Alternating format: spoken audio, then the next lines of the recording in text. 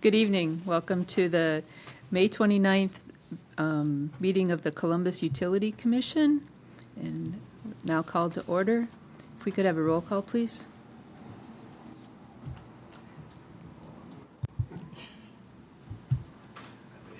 Here, that's right. I'll take it. So, Finkler, Here. Curtis, Here. Handler, here, Hammer, here. Tom is excused. And I'm not sure about, You don't, Reagan? I don't,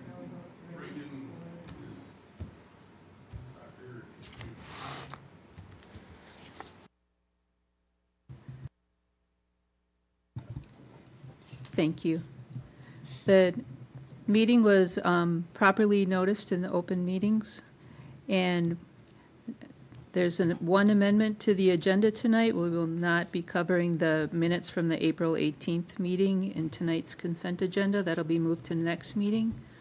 Are there any other changes?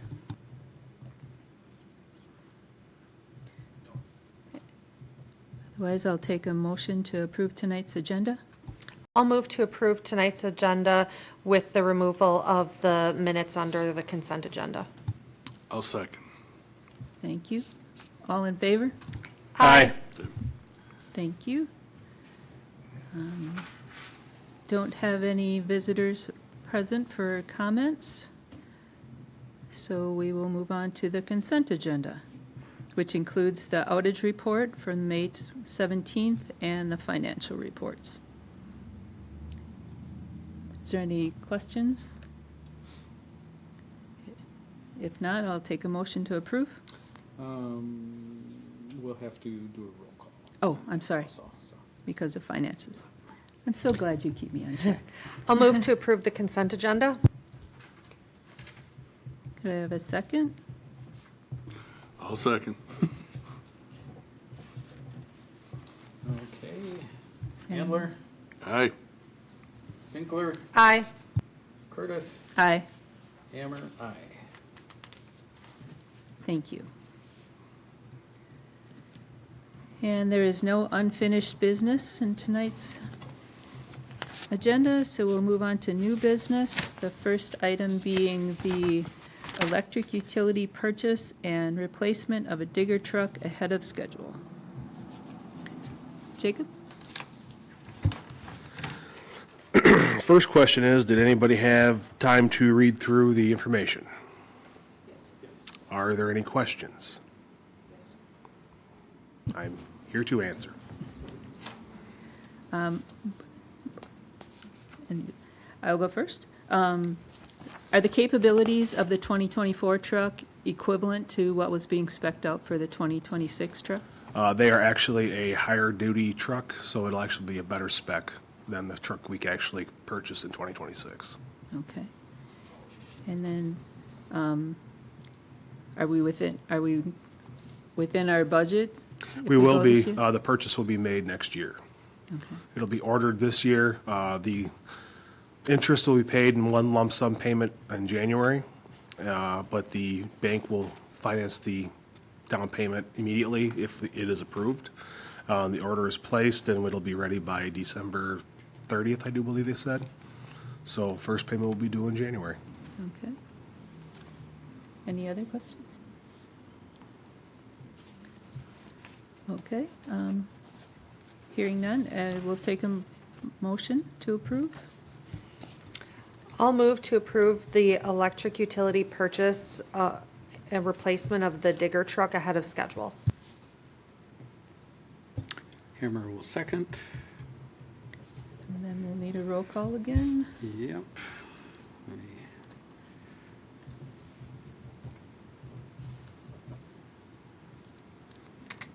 Handler, Aye. did you go first last time? I did. Okay, sorry. Sorry. Curtis, Aye. Finkler, Aye. Hammer, aye. Motion carried. All right. Second item on the agenda tonight is the wastewater utility purchase / replacement of the RAS number 2 isolation valve. Well, we got RAS pump number 3 VFD fixed. Started running that. The pump has an issue, the motor should say has an issue. RAS number 2 is the pump that is leaking around the packing, needs to be rebuilt. Operations tried to isolate that pump from the system, and it would not isolate. The valve needs to be replaced. So that is the request to have that valve replaced by, I believe it was Sobel Mechanical for $65.76.43 with includes shipping not to exceed $200.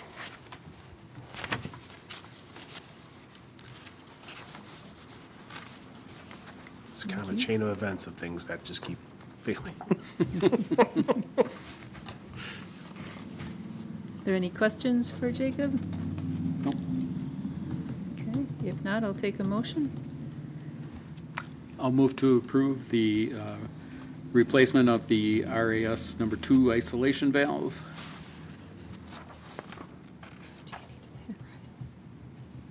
In the amount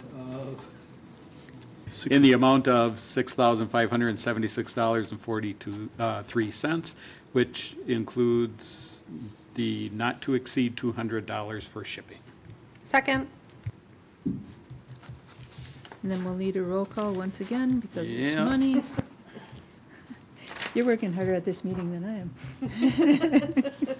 All right.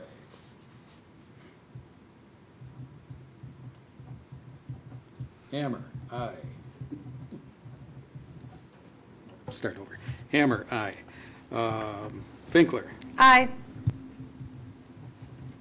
Curtis. Aye. Andler.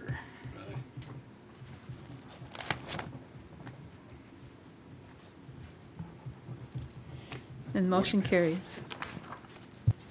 On to item 3, which is the wastewater utility purchase of parts for stock and immediate repairs of the influent grit snail and Inventory on wire items. inventory on heavy wear items. Thank you. Yeah. Yeah, this is one of those pieces of equipment we do not have backup for, so, and we kind of need to make sure it stays running. It's pretty important to have our grit removed from the system.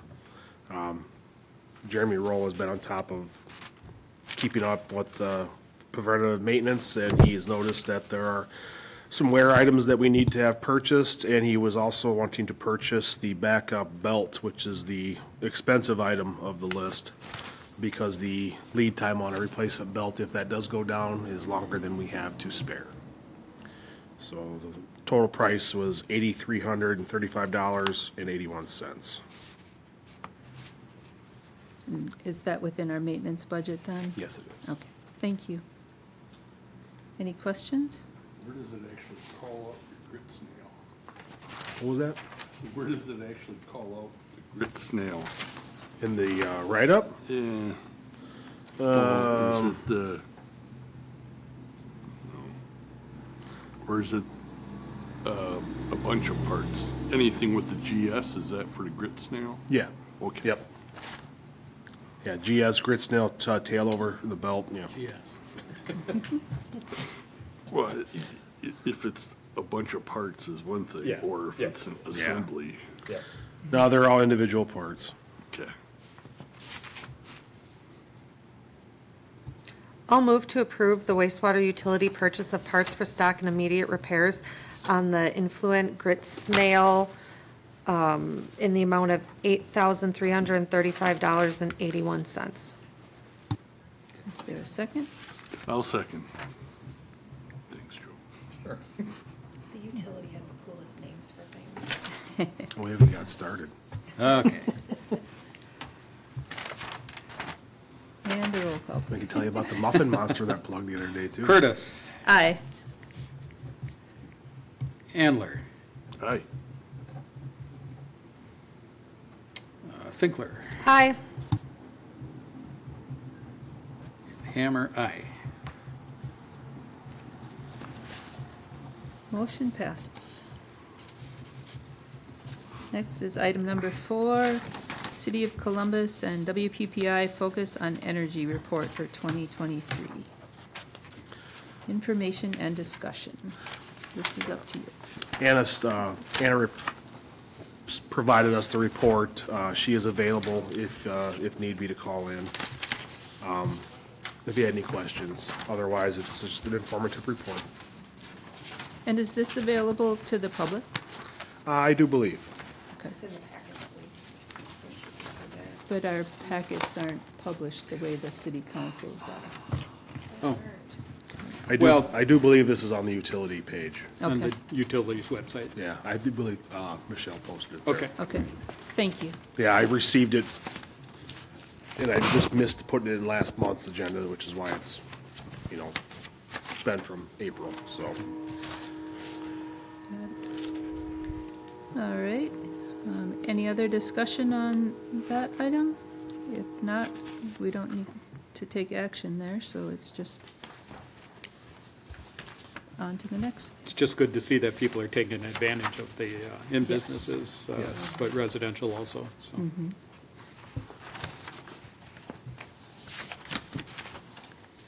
All right.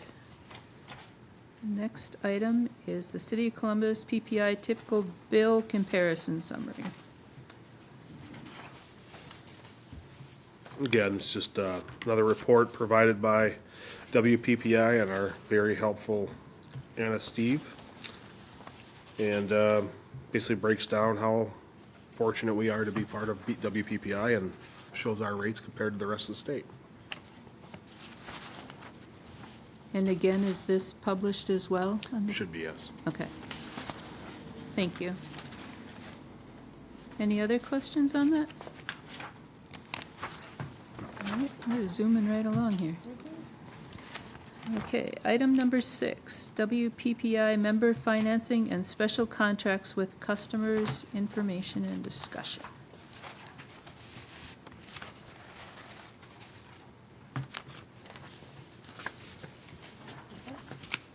Yeah. I have it backwards in your packet, I Yeah, think. it's It kind of got printed out it's on weird. page 70. Just saying, look, that's why I haven't seen it. By the way, in the future, Jacob, could we have page numbers on our packet? They used to be there, it was really helpful. I don't have the program that allows me to do that. But I will- They're implementing a new program. The council just approved a new program for agenda management, so that's probably something that I would recommend emailing to Matt so he can add that as they're implementing the new program. Yeah, Thank you. Because Yep. as far as right now with the packets, I have to take everything that I put together in one large and then scan it in as one, and then separate it out for you guys. Okay. Not for much longer. Yeah, it's quite confusing actually with all the Yeah. things Okay. I have to do. Okay. It's like being back in high school. Well, in that Only, case, only, you only the paper's handled not it green and well. white. You gotta rip the sides off.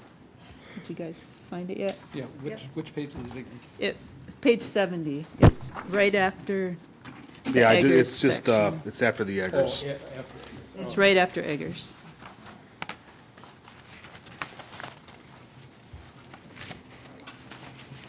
Which actually, the Eggers report for the documentation, I have the actual copy needs to be signed here with me. Found it. There you go.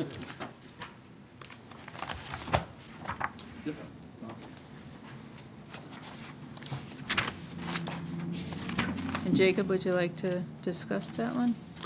The special contract with customers, Yes. well, I don't really know as much about it as I probably should, but basically, it's another thing was provided by Anna for the customers in the city to say what they are able to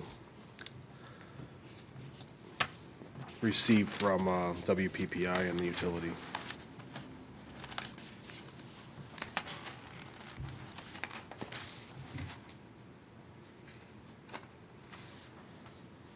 Okay.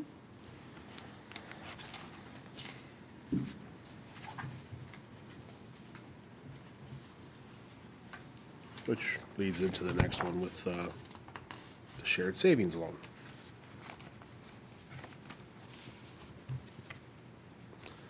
Does anybody have any questions regarding the WPPI member financing and special contracts with customers? Okay. If not, that was a discussion and information item, and if we have questions, we can reach out to Anna. Yes.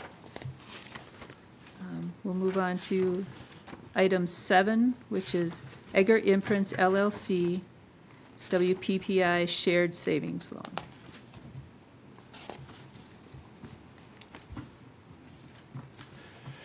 Yes, so Eggers Imprints is asking for the city or the utility to help fund their project first through the shared savings funding agreement. I have the documents here, Mayor Hammer, city clerk, and then Tom Packey. Pake. From WPPI have to sign this, and then I also have the promissory note as well that needs to be signed and dated for everybody, so I can return that and it can be approved. But this, the promissory note is basically signed by me, but we have to approve the lending to Eggers.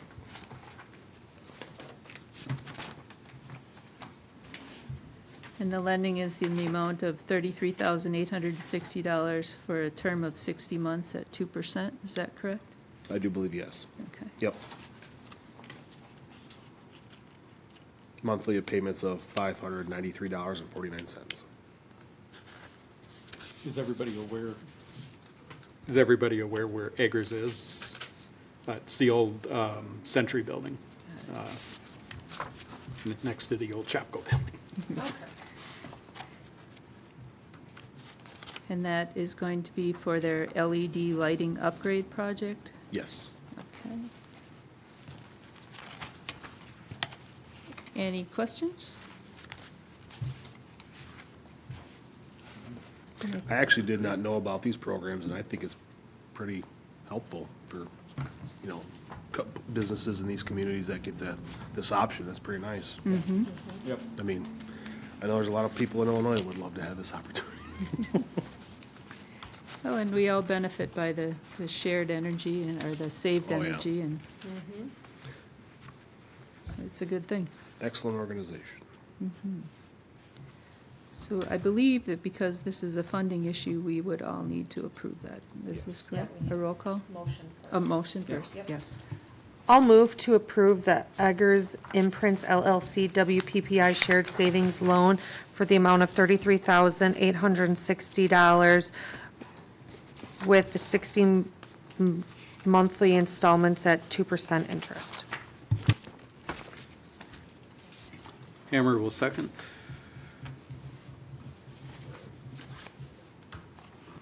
And then a roll call, please.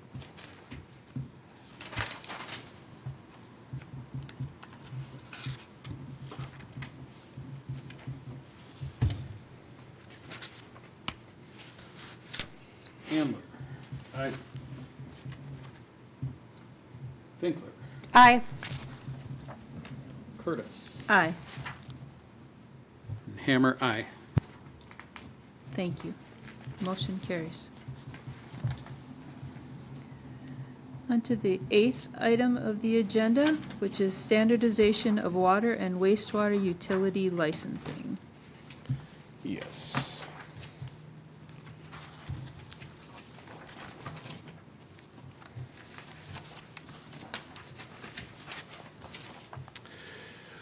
So, as the current status of our licensing, water operators need to be registered, licensed by the state of Wisconsin as a certified water operator. Wastewater operators also need to be a licensed and certified wastewater operator. Our water facilities require 4 licenses from the state. Our wastewater facility operators require 7 licenses from the state to be the operator in charge. Currently, those licenses are paid at various rates per employee. Wastewater receives 25 cents per license. Water operator 1, our lead operator, is 50 cents, and then our water operator, he receives $1. The reason why this was done varied because years of experience were used to justify the various increments of the license benefit. In my thought process, and as a standardized process, all licenses should be created the same and thought of as the same. They're governed by the same body, they require the same testing, they require time on the job, passing a test, maintaining your license through CEUs, but your experience should be based on your base salary and your hourly rate. It is an incentive for us to allow operators to be fully licensed and obtain all the licenses they can. It allows them to better themselves in their career, but also it allows us to better ourselves as a community by having more educated, more experienced, and essentially more qualified candidates in each position. One of the hardest things any municipality or entity that employs anyone has these days is keeping employees engaged and keeping them their minds prepared and ready for the next challenge. Not only that, once a person gets to a certain point in their career, they tend to go into float mode. I mean, it's happened for generations. Close to retirement, ready to go. 20 years in, I can't really improve anymore. What should I care? I'm under the firm belief that as an employer and as a community, we should allow our operators to be trained and qualified in as anything that it pertains to our positions as much as they would like. Which is why I basically state that the licenses should be standard 50 cents per license for water and for wastewater. And if a water operator decides they would like to be certified in wastewater, they should be able to take the test, pass the test, and be given the same 50 cents for those licenses as well. Same would go for the wastewater that would choose to take the water licenses exams. They should be able to get the same benefits and pay. The other caveat of this is we're a small community. We have a small workforce. Each department, water has 2 operators, wastewater has 3, should have 4, but staffing's an issue, and it's an issue at every community. But what we can do is we can have our operators in other departments be allowed to be relief operators, and it benefits us if there's an emergency such as today, which is what we had with everybody in the water, wastewater, electric utility. We're in Fireman's Park working together with DPW to clean up the storm debris and the soil that we have to remove from the park for public safety. That is a benefit to all of us, but also it's a benefit that is done out of the kindness of our operators' hearts, really. I mean, they're not required to do work unless we demand them to, and I'm also not a dictator. I like to make sure people are compensated and know that they are being cared about and appreciated in the positions that they have. And I am a firm believer that there's no better way to show your appreciation to your operators, to your team, than allowing them to better themselves in every aspect of their lives. And I believe doing that in this manner, allowing us to provide them an incentive bonus to get their licensing, to get their education, to continue training, to continue going to conferences and seminars, to continue learning. It'll better themselves, it'll better the community as a whole. And also, I would like to make sure that this is a starting point where we start making all of our operators, which would be considered 100% whole, which means that there's a standardized format of us and how we provide our compensation on our hourly rate and our incentive bonuses to our operators. Because essentially, an education and getting your licenses is a bonus when you're not really required per your position to do so. But I do not see any negatives that would come from our operators being qualified in both water and wastewater, as we ask an awful lot of our linemen already. I mean, why not give the opportunity for water and wastewater to be able to work with each other and help each other out? So I just ask that the commission approves my recommendation and that we standardize the format and moving forward, and we continue on that through with our new positions and any position moving forwards.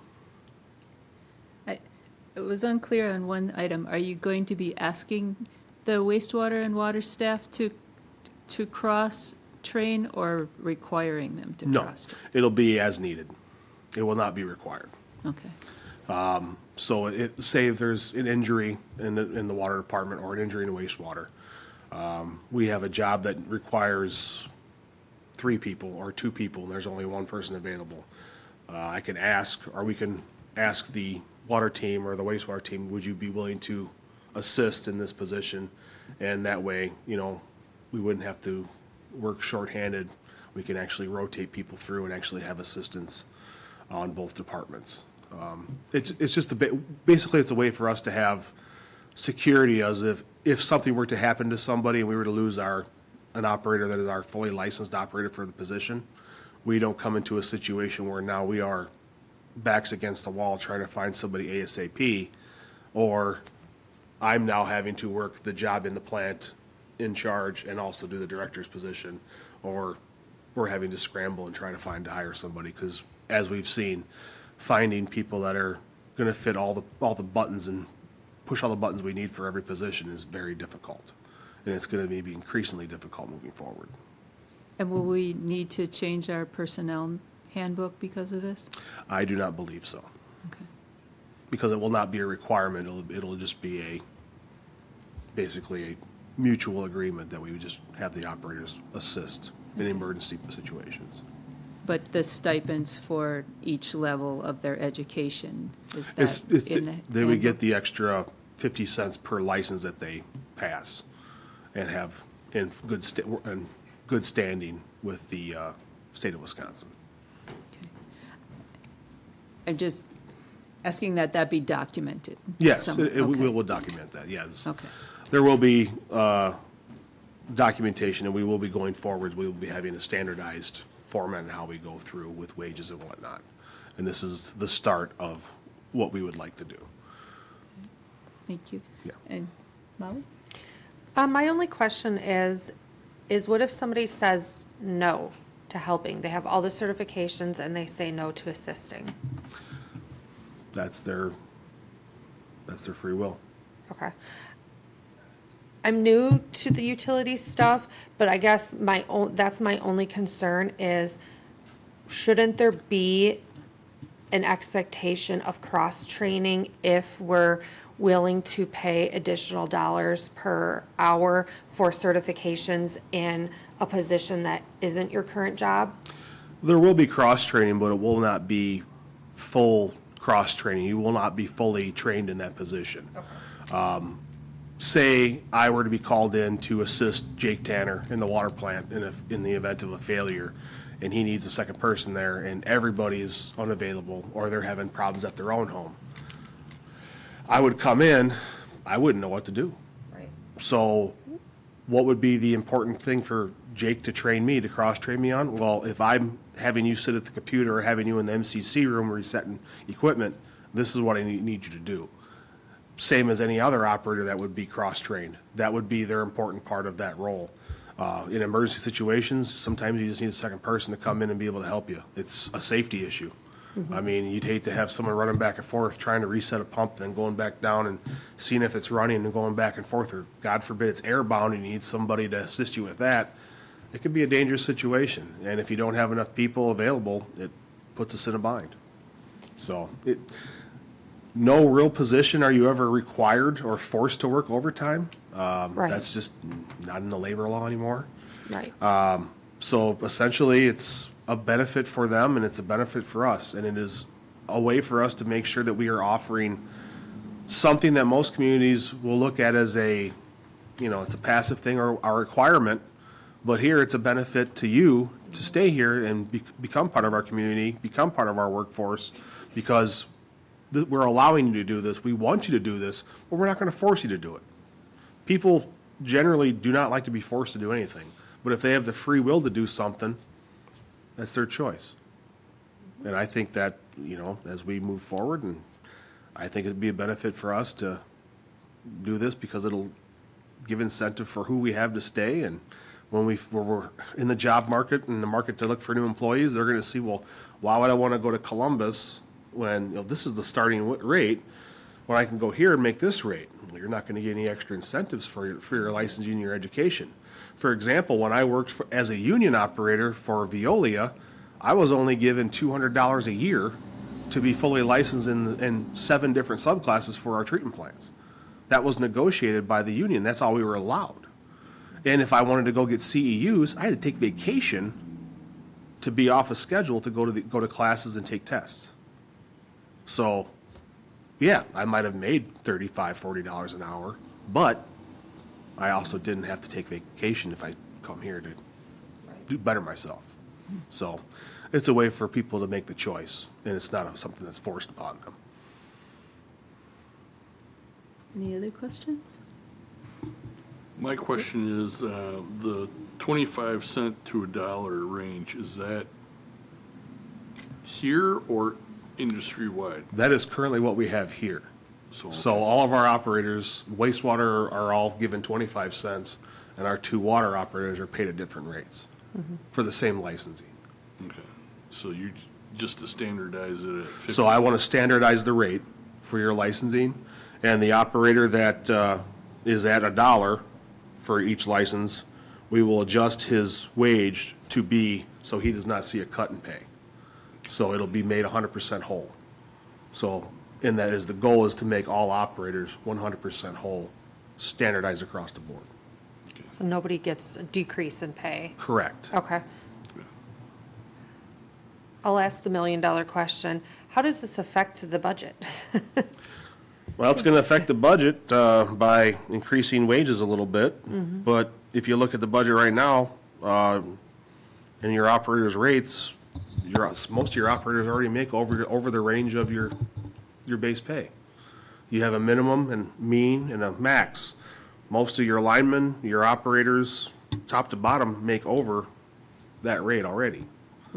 This is just an incentive moving forwards that states that, we're going to make sure that we're doing the right thing. And we can budget for it next year. We're already halfway through the year. We're an operator short in wastewater, so you're not paying that rate. So that's covered So there. it's pretty much going to be covered. I mean, Okay. I do believe electric utility had 5, 6 people at one time, and now we're down to, what, 4? So, Yeah. So there's enough to cover. What if we are fully staffed? Did you work with Crystal on that, and everything is good with her? we spoke with Matt with it and with HR as well, and they No feel concerns? they feel it is right and justified. Okay, perfect. And when would this start to be implemented if it's passed tonight? It would be implemented as of, I believe, next week. So pay change, when the new pay period starts. So it'll be this week. Yeah, because we're in the new pay period. So immediately. Any other discussion? And then I have to get shot by Nikki in the business office. If not, I'll take a motion. I'll move to approve the standardization of water and wastewater utility licensing compensation starting next pay period. For amount of, I probably have to get into those details, don't I? It was 50 cents, yeah, Yes. 50 cents per license, up to 4 for water and 7 for wastewater.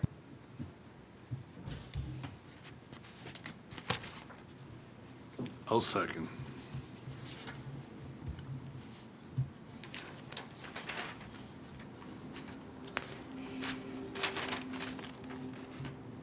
And if there's no discussion, roll call, please.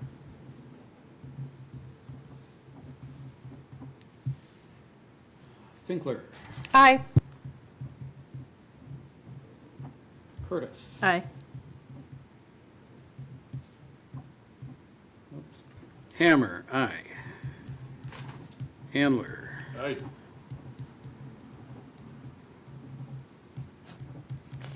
okay, 4 ayes. Motion Thank you. passes. Thank you. Thank you. And we are on to item 9, which is authorization of summer hours for utility employees. This is basically just a summary for you guys to know that in the event that we have extra work, needs to be done in the morning, that there will be no argument or discussion or questions about why our staff is starting work at 5:30, 6 o'clock in the morning to get things done out of traffic. Or in the event that it is going to be excessively hot, which is what it's looking like the summer is going to be now via the forecast after June. This is just a way to have us guarantee that we're not going to have any arguments or anybody from other departments say that, well, why has this been approved or what's going on? Why are you giving the okay to do this? This is just to make sure that everybody's on the same page and approves that in our employees' best interest for safety and for their well-being, that we allow them to do this summer hours, if need be. It won't be guaranteed every day. It'll just be as needed on a discussionary basis. And that's something you would direct rather than I would direct, self-directed? yeah. Okay, Correct. As needed. okay. And I hate to sound like a broken record, but is this something we need to document in the personnel handbook, or? No, no. Most staffs have morning or summer, winter hours. Some communities even have, all their departments have summer hours where they change and everybody's gone on Friday. We have different hours with utilities than the city does. City DPW is already working different hours compared to what we do. Because they need, there's things that need to get done before traffic gets heavy and everybody's out in the streets. Sewer and water are no different. I don't know if you really want to be flushing hydrants in the middle of busy traffic when kids are walking across the street. I mean, as a kid, I didn't mind it when it was 100 degrees, but I also didn't like getting blown across the street if it was ice cold either, so. It's just a benefit. I just want to make sure that the community and our commission is on board so that there's no questions as to why or any complaints or wondering why people are now gone at 3 o'clock when, hey, closing time's 4:30. Why did you guys leave at 3 in an emergency? Or why was there overtime approved when it was only 5 o'clock in the evening for 2 hours? Just so you guys, full disclosure, Okay, totally aware. okay. Any questions? Just to recap, I mean, when I was a worker at the utility, electric or water, there were a lot of times that we were scheduling things. Right. For the exact reasons that you Right. stated. Or, electric wise, you're trying to affect minimal customers. Right. So, yeah, it's just good practice. Yeah, So, and as things get hotter, I mean, I don't like being outside in the heat. I mean, I don't know if anybody else does. Heat stroke's no joke. And you can always put more Right. clothes on, but you can't take any more clothes off. That's the one thing I always say about being cold. Well, if we've done it in the past, do we really need documentation? That's what I was wondering, like, are we, like, looking for approval of this? This Like, was more just approval of, just saying that you guys understand, acknowledge, and accept the fact that, yes, it is going to be needed so that the employees have your backing and know that they're not going to have anybody in other departments arguing or causing interdepartment or intercommunity issues.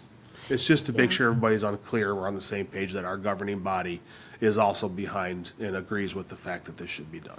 So I wonder if this is something would this be something that Matt would communicate out to all staff or like HR would communicate to all staff? I believe eventually that is where it would have to go, and that's why Okay.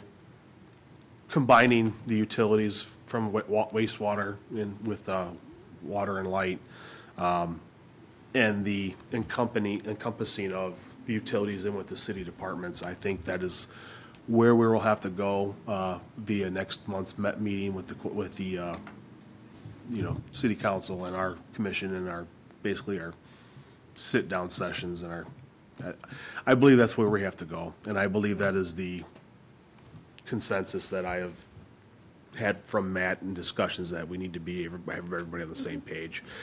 But like I said, it's already been done with certain departments. It had been done in the past, but I also know, speaking with some of my operators, that there's been questions about why we've done it, and we don't want to raise any concerns. We don't want to have anybody, say we're getting special favors. We don't want to. I just want to make sure that everything's out in the open, public record. Everybody knows that this is what's happening, And it is for public safety, and it is for our operators and our employee safety. And to be honest, it's gonna need to be done, because there's 100+ degree heat and 100% humidity. You are not getting much done from noon till 3. Except drinking a lot of water and maybe a popsicle.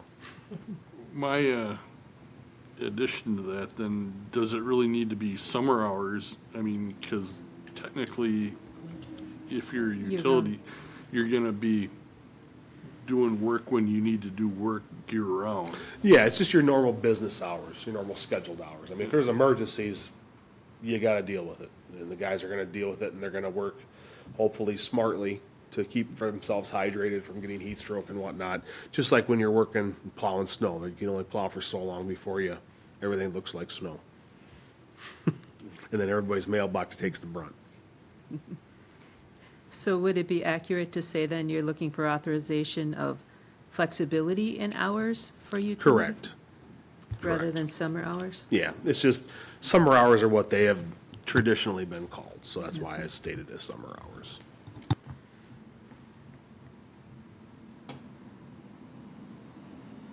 Okay.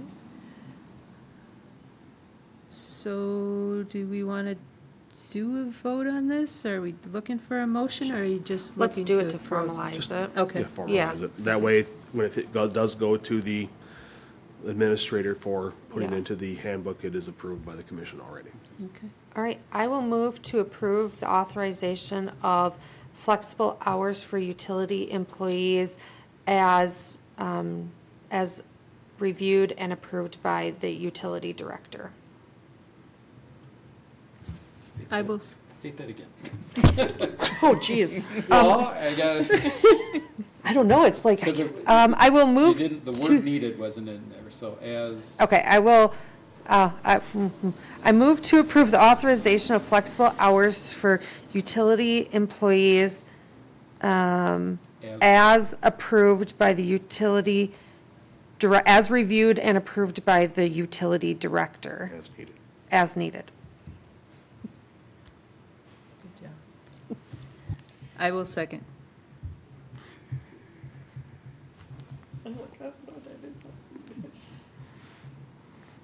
this is my roll call, so. Okay. All in favor, please say aye. Aye. Aye. Opposed? Any opposed? Motion carries. Thank you. Thank you. Item number 10, removal of wastewater operator B and creation of wastewater laboratory technician. Now, this is the question that I had. We had a hard time finding applicants for the wastewater A. Wastewater B may be the same way. I proposed an idea that we create or have the option to put out there a position of a laboratory technician. Laboratory technicians open up a much larger pool of people that have worked in any kind of lab to work in our lab in wastewater. Currently, Peter Galoon, our interim lead wastewater operator A, is doing most of the lab work. Lab work's pretty intense, where you're in there for a good 5-6 hours a day. Not only that, the DNR, when they come to do the lab inspection, are very critical of everything in a lab. So having someone that has ownership of their lab tends to be better kept, a lot better housekeeping. Things are very particular where they want them, and everything is done as a standard every day. And if there is needed to be any changes or any personnel changes that go in there, like a relief operator to, relieve for vacation or on call on the weekends, the lab technician will show the operators how they want things done. So no matter who's doing the lab work, the data we receive, we know it's been done the standardized way. Because everybody will be trained a different way. Well, that lab technician, that's their lab. That's their data. They want you to do it their way. And they will train the people to do it their way. Every lab person I've known has been very particular with their data. But also, there is still an opportunity for us to say we could really use a B operator. So the idea I have is either we have the opportunity to create the lab technician and remove an operator B, or we post both positions if we are allowed, and we see what we have for a actual applicant pool. And we decide what we're gonna do for interviews, if we're gonna interview for a lab technician or an operator B. We can't keep hiring people when we only have one applicant for a position. You need to have more than one applicant. I mean, it gets to the point where, well, we're hiring them because we need them, or do you keep reposting the position to get more applicants?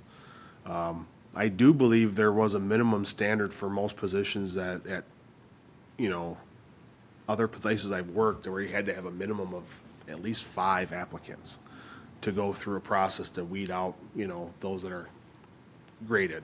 Because if everybody's just, oh, one person, they're an A. You gotta hire the person. Doesn't matter if the person's the right fit or not, he's the only person that applied, or he or she, I should say. I'm just giving us some flexibility and an opportunity to maybe see what's out there for us to fully staff that department and have somebody that is gonna be able to do that position. We can trust their abilities in that position. They're not gonna have to train that person. And then also, that operator or that lab technician would only need to be qualified in lab. So that is one subclass of the wastewater license. And it is the only non-collection system license that can be a basic operator and not be an advanced and still be in charge. So that is the one caveat we have with that. It's just a basic lab license instead of having 7 in a CDL.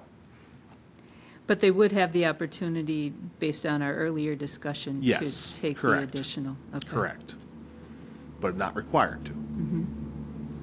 So you're gonna pay someone to take the test, but yet not do the work because it's available to them, even though they're just gonna be doing lab work. Yeah. Well, honestly, a lab technician will want to know what they're doing. They're going to want to know, and they're going to need to know what they're taking samples for and how the plant operates.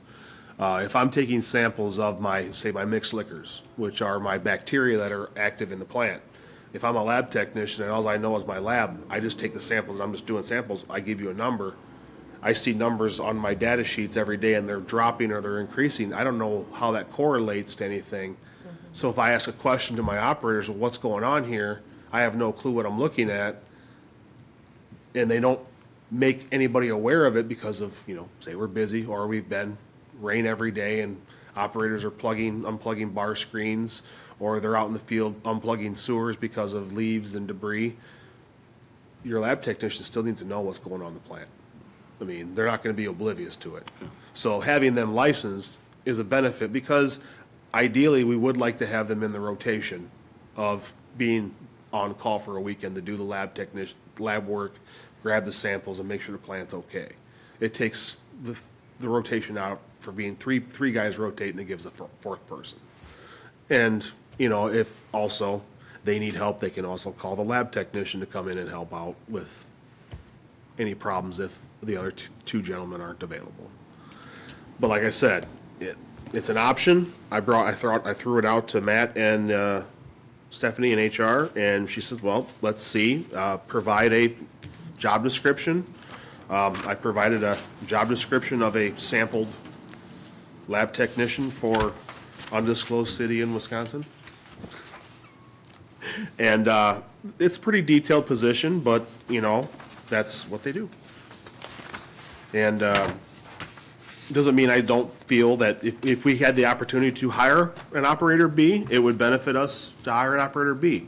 But I'm not optimistic that we'll have enough applicants for that position, especially in the current state of things. She had her. Did Stephanie have any concerns with posting 2 positions but only filling 1? We were gonna think about and determine that in the future if it got approved. Right, because you'd almost have to, like, try to just post as a lab technician, and then if that didn't work, fall back to operator B Right, again, or something or like if, that. if operator B, we post and we have no Nobody, applicants, then then we say, try. okay, now we're gonna post for this and see what we get. Yeah, And if there's only one applicant and only one and the applicant applies for the other position as well, I guess that's the magic person. Yeah. But it's so tough to find qualified candidates that are willing to put in the time and effort and do the dirty work of a wastewater operator. Any utility work, honestly. The newer generations, they want to work, they want to do well in their careers, but they don't want to be dictated and their lives dictated by their positions. And to be honest, utility work is a labor of love. You have to be allowed to have your need and requirements of your job dictate a lot of your life, and that's a sacrifice we all take and have endured for generations. And the new generations see what grandpa and grandma and mom and dad had to do, and they don't want to do it. So we have to try to do as much as we can to fill the roles of our needs. Yeah. Joe? Do you have a rough salary range or pay range? I was going to do more research on that. Okay. I do have a rough ballpark of where that would be. I can't say it would be comparable. No, if you're not prepared right now. But, you know, that's fine. I do have a rough ballpark that we can discuss and, Yeah. you know, offline, but, I don't think it's not as much as an operator B. Right, right. But with our incentives to get licensed, it actually would still be a very lucrative position. And just to follow up, I know, you know, like line worker wise, we've posted looking for either an apprentice lineman or Correct. a journeyman lineman with the intention of only filling one position. Correct. And so you're only posting once, but There's the you're levels pulling, of what the job you're could be. pulling from that different field. Right. Where, you know, And that was something might that- get the more applicants and then Right. actually get whatever position you want. And that was something that Matt and I have discussed, how the programs are with the, you know, we have operator in charge. You have your apprentice lineman, your, you know, apprentice 2, 3, then you have your master or your lead lineman. A lot of facilities have operator in charge. They have to have that by the state. They'll have a lead, they'll have a superintendent, they'll have a basic operator, maintenance operator, then they'll have an OIT, which is an operator in training. And the operator in training comes in basically as a laborer right out of school or right off the street, has no knowledge, but has the ability and work ethic to do and wants to learn. And that's when you train that person up through, which is essentially what we have now with our 2 wastewater operators as they are getting their licenses, working their way up. That is essentially the program we have, but it's just not documented here as the same type of program like the linemen are. Right. It's same with water. Right. You come on board and you're required to get the licensing as fast as possible. With the OIT program, it's basically you hire a laborer and you have a scheduled time period, which you basically we would send them to get training. The sad thing is that the state of Wisconsin, a lot of the technical schools don't have the wastewater or water programs that they used to. They just can't find the professors and the staffing to maintain the programs. And with the state of Wisconsin school system budget cuts, it's been tough to really, you know, maintain a lot of programs. So that program is a little tougher to swing because they're not as established as the linemen, you know, utility workers are. Does Wisconsin Rural Water Association or the other? They'll provide training and whatnot, and just like WW or Wisconsin Wastewater Yeah, I Operators didn't know. Association. You can do that, or you can do the Sacramento training. There's all kinds of online training, but it's not as good as, you know, an actual formal training, because you don't get the hands-on. You're reading from a book or you're doing tests. I can tell you right now, 4 years of college, the most I learned is when I got stuck in a situation and you're like, what do I do now? I mean, you can learn everything from a book, you can learn everything in a lab, it's great, but the best professor I had played devil's advocate no matter what you said. And he basically made you think like you were on the job and you were knee-deep in poo, trying to figure out what to do when your hand's now in a valve and it's not working. Well, he would play devil's advocate, and honestly, he trained excellent wastewater operators for generations, because that is what we have to do. You cannot have a singular line of thought in utility work. You have to be able to think around that issue, because sometimes that tree don't move. So what you're looking for us for tonight is to, a motion or approval to allow you the flexibility Correct. to Flexibility either to, basically, as Joe had stated, put that position out there as a tiered position, I guess you could say. Okay. Any further discussion? If not, I'll take a motion. Oh, I'm sorry. Just before we make the motion, so really, this isn't removal No, of it would be the creation of a laboratory technician. It would only with the be- flexibility, it would only be removal if we ended up actually hiring a laboratory technician, because I would not then post for another operator. B. right, right. There would only be four people in that department.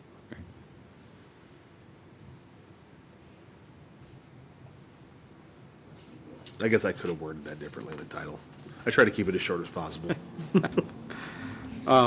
Well, I'll make a motion that we approve the creation of a laboratory technician position for wastewater utility. I will second. All those in favor? Aye. I have a quick question. Oh, I'm sorry, go ahead. Do we want to approve the position? Does that add another position, or do we want to approve the flexibility? Because right now, we're just approving to add a laboratory technician. And wouldn't that then leave us with adding a whole new position? It's technicalities, really, is all I'm like getting into, like the wording of it. Well, actually, I think that's a good It's suggestion. the flexibility of the role would be Yes, ideal. yes. It is, I should say, the flexibility of the fourth position in the To department. be an operator B or a yes. lab It technician. wouldn't be creation of another position Yes. on top of, would be 5 total. It'd be 4 total with the flexibility of the third operator B or a lab technician. Yes. Yeah. That Like, that'd have been a really long item to put on there. Got all that, Joe? Poor Joe. We'll work it out. I gotta get a pencil. Do you want me to amend it, Joe? Please. I move to amend the motion to make the fourth wastewater operator B position to have the flexibility of either being an operator B or a lab tech position. I will second. Okay, let me just quick write this down. No worries. Fourth wastewater position.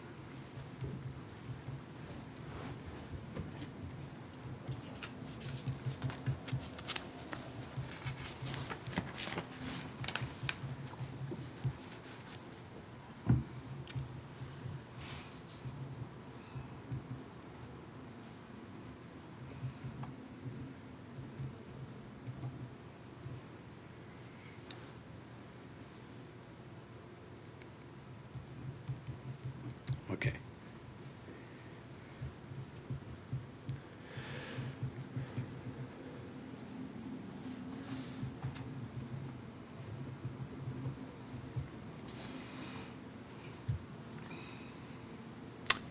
Good to I'm go? caught up, yes. Okay. All in favor, say aye. Aye. Any opposed? Motion carries. Do we have to, this is where we don't have Paul here. Do we have to vote on the initial 102? I don't know how that works. I'm not sure what Joe, you're do you saying. remember? 'Cause we have an amendment. Oh, Do we just vote on the amendment? I think so. Okay. Because it wouldn't make sense to vote on the initial motion, right.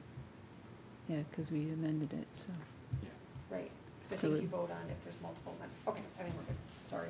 No, you're good. You're My good. brain. All right. Moving on to agenda item number 11. The removal of the interim status for Peter Gallen in the wastewater operator A position. Or, in other words, the promotion of Peter Gallen. Correct. Yes, Peter Galoon has been doing the positions since Katie's departure from the city as an interim basis. Peter was offered the position. It is the recommendation that he start off at the mid-rate for for his base rate of the pay scale. And with the current amendment of the licensing, Peter is fully operated or fully licensed as a wastewater operator for our facility. He will be getting his sanitary collection system license here shortly. But he is also fully licensed as a water operator and has been for a number of years. He's also licensed as or has been licensed as a backflow preventer inspector. So hey, there's another one we can use him for. But technically it needs to be done by a third party. But good for Peter. So it is my recommendation. He's been doing an excellent job. He's been very accommodating, very helpful. He works well with his team. He reluctantly took the position, I feel, and I believe he's doing an excellent job. He's doing the job extremely calmly, collectively. He knows how to ask the right questions, and I think he deserves the promotion, and I believe he deserves this rate as a recommendation. As stated before, we need to start making everybody in our utilities 100% whole, and we have to start with one, and then you can't go backwards. So might as well start everybody up in a forward position. So I believe this is the start of a bright future and a stronger department for us utility-wise across the board. Because we already have excellent employees, we just need to make sure we maintain and keep them. Yep. So I'm asking you to approve my recommendation that we offer Peter the positions effective immediately at this rate. Any discussion? Molly? Yeah, I don't have a question or discussion or anything like that. I just want to say that having the base rate at the mid-range does align with the approach that we've taken in other positions in the Correct. city and getting everybody up to the midpoint. So I would move to approve the promotion of Peter, how do you say? Galoon? Galoon found that to one. wastewater operator A at the base rate of $38.92 an hour. Hammer will second. And then I believe we need a roll call Yeah. on this.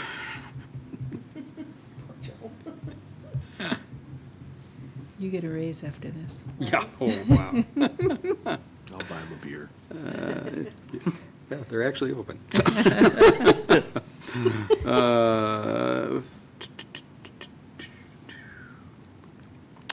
Hammer, aye. Finkler, Aye. Handler, Aye. Curtis. Aye. Motion carries. Motion carries. And thank you to Peter for his work and stepping into that role. Yes, thank you. He's done an excellent job. He deserves it. Next on the agenda are the reports, the utility reports. Well, I didn't really have time to put anything formally together on paper, as I usually like to do this the last day and a half before the meeting, but we've been a little busy the last 2 days. So I will start off with what has happened. Last month, we approved the construction and work to begin on Substation 3 with the electrical utility with the transruptor position replacement. That project has been delayed until fall. We realized that we had made a mistake with some scheduling, and we didn't actually have everybody in place where that needed to be here. And there's also some grounding work that we needed to make sure that we can actually physically do. And if we were to rush that, it would have put us in an unsafe and possibly compromised position. So we decided it would be in our best interest to push it off until fall. So that's where that project is. It will still be same rate, same contractor. We're just going to make sure that we have all of our ducks in a row before we try to rush the position to be done. Water utility, Plant B, or Plant 2, has a new roof. The reservoir has been cleaned. We have a new bucket in that building so that it is, the one MCC is now fully functional. That did catch fire last month. This month, we will be starting, the month of June, I do believe we'll be starting the Reservoir One overflow project. We'll be starting. We did have to have a change order in that project. We realized that the overflow pipe that comes into the south side, into the parking lot of the antique store, had no protection. So it sticks out, so we decided that we would like to put some ballards in place for protection of that piping, so no one with their trailer backs into it and severs our overflow pipe and doesn't tell anybody. So that is a precaution, so we'll just be aware that we will be having a slight change order to that project. Otherwise, wastewater is plugging along with their projects. The Sanchez painting and coatings environmental coating should be done with the Dome 3. They did some warranty work on the other two domes. We had some peepholes that were coming through. They repaired those. Norcon has started the decking project for the clarifiers, started removal. And just so everybody's aware, and I will let the fire and police departments know this as well, the weatherproofing contractor stated that when they start that work at the plant, the odors will be quite strong. It'll be excessive in regards to what we smell from the traditional plant. It'll be more of a tar, asphalt, and mix of very hot chemical type smell as that material cures in place. So he wanted to make sure that everybody was aware that, yeah, you're going to have some odors, and you might want to let the public know. So I'm letting everybody know that if anybody is questioned or text message, what's that smell coming from the plant? What are we doing? Well, we're waterproofing our concrete. This past weekend, we had an incident where we lost 2 poles and 5 transformers in Fireman's Park. Weather, as you all know, has been pretty heavy. We've had a lot of rain, we've had a lot of storms, and it seems that we'll be going through that trend here for the next month or so, it seems. But we did lose 5 transformers, so we did have to do cleanup with the trees, and then also we had to remove oil and some ground from the park. The traditional chemical that is an insulator in the transformers was a PCB type oil that is no longer used. And fortunate for us, the utility did work prior to removing all the PCBs from their transformers in that area, and I do believe across the city. So we only had records of trace amounts of PCBs in 1 transformer of the 5. Due to the requirements of soil content of PCBs being need to be required to be less than 1 part per million, the decision was made to remove soil in the affected area down to 8 inches or more. Ended up being or more in some areas. That soil has been removed. It has been placed into the former Countryside Ford dealership that city owns. We are storing that material in there so that it can dry, and we can also sample it for PCB content for either to determine if there is any PCBs available in the soil, or if it to be sent to a Superfund landfill, or if it can be used for fill or disposed of in a traditional landfill. The grounds at Fireman Park are being remediated, reseeded, covered, and we will be doing grid type soil sampling of that entire area to make sure that there is no PCBs remaining in the soil and that there is no migration or mitigation outwards due to the wetness of the ground. It is very, very wet, as you all know. DPW, electric utility, water utility, wastewater utility, they've all worked very hard to get as much as they could done today. I was impressed with as wet as it was, how efficient they were, and working together as a team in this community, it sees that we can get quite a bit done in a short period of time. And also thank you for the community and the citizens for not, making our lives worse by abiding by the caution tape and the barricades that have stay out of the working area and to keep yourself safe. It was very, very nice to see that there was a agreement and everybody was following the rules. Nothing worse than having a dog covered in oil. Happened once. But yeah, that will be pretty much finished as far as remediation-wise this week. We will be looking into regaining power by the 14th of June to the entire park. Our plan is to hopefully put everything underground so we don't have this issue again. And we will be looking into finding grants or grant money or approval through FEMA to actually help with this, since it was done during a storm event and it was pretty catastrophic at the park. So we will be looking for some help with that. On top of that, our electric utility also helped out the community of Waupun. They were severely damaged by storms in the last event of storms we had. And our lineman put quite a few hours in helping that community get back. So I want to commend them for their extra efforts and doing all they can to help our fellow community. Moving forwards, I do believe that it's going to be a very busy summer for these guys. Unfortunate for them time-wise, but they probably won't mind when they get that paycheck. So we will have some projects that are going to come up. There are going to be more repairs at wastewater. There are some minor things that are coming through. I don't believe they're going to be to the point where it's going to be commission approval. We do have the room in the budget.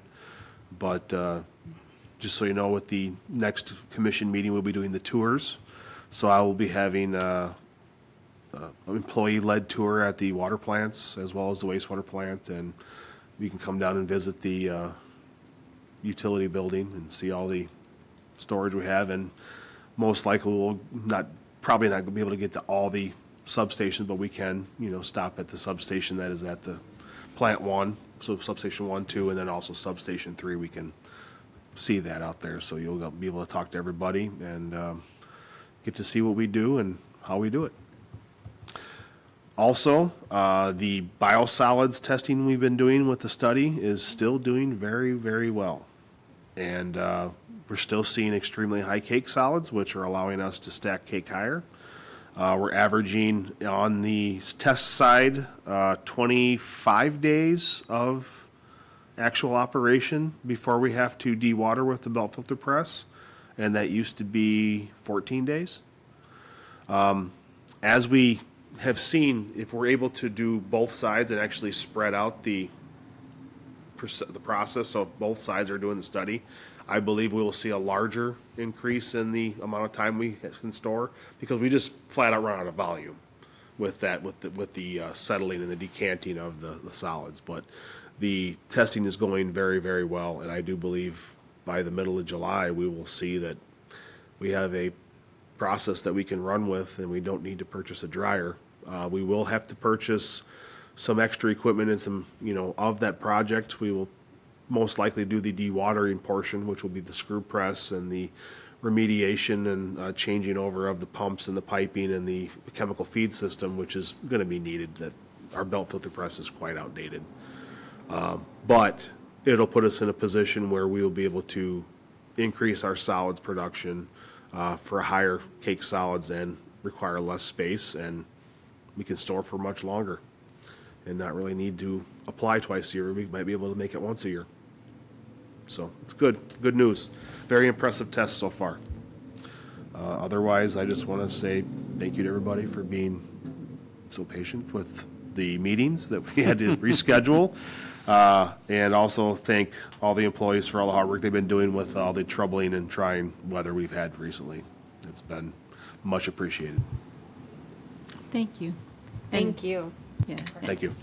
And thank you to all the folks that have worked so hard to make it all come together the last few weeks. They've been stretched. So. Okay, future agenda topics.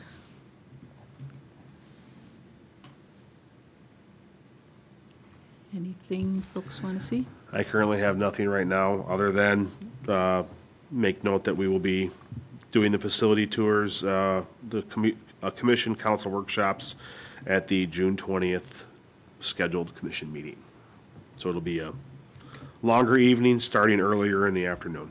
And we will come together and have a full-time schedule, collaborated with Matt here in the future, which we will provide you guys. So be ready for that, month of June. Okay. Crazy. Hopefully the weather will be nicer then. Shh, don't say that W word. I mean, we'd be great if it just rained, you know, a little bit. We just need some rain. Not right now, we don't. A lot of sarcasm. I mean, it rains constantly. All right. If there's nothing else, I'll take a motion to adjourn. So moved. And a second? I'll second. All those in favor, please say aye. Aye. Aye. Any opposed? We stand adjourned. Thank you.